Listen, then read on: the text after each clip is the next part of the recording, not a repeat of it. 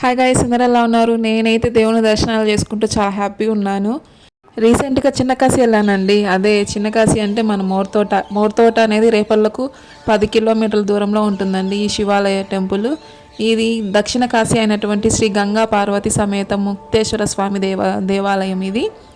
ఇక్కడ శివుడు మనకి 14 సంవత్సరాల క్రితం ఈ కృష్ణానది ఒడ్డున స్వయంగా వెలిశాడు. చాలా పవర్ఫుల్ టెంపుల్ అండి, తప్పక చూడవలసిన ప్రదేశం ఇది.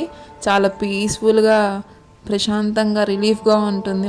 హర హర మహాదేవ శంభో శంకర, ఓం నమ శివాయ.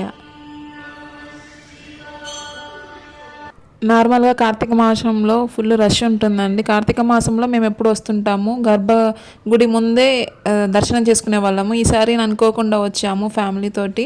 చాలా బాగా దర్శనం చేసుకున్నాము. గర్భగుడి సన్నిధిలో శివయ్య దగ్గర పూజ చేయించుకున్నాం. చాలా హ్యాపీ అయ్యాం. కార్తీక మాసంలో ఇక్కడ అన్ని నాగ దేవతల దగ్గర దీపాలు వెలిగిస్తారు. నదుల స్నానాలు చేస్తారు. ఇప్పుడు కార్తీక మాసంలో వన భోజనాలు, అలాగా భోజనాలన్నీ, నిత్య అన్నదానాలు అప్పుడు కార్తీక మాసంలో బాగా చేస్తారు. ఇక్కడ నార్మల్ డేస్లో 10 వరకు ఓపెన్ అవుతుంది టెంపుల్, తర్వాత క్లోజ్ చేస్తారు.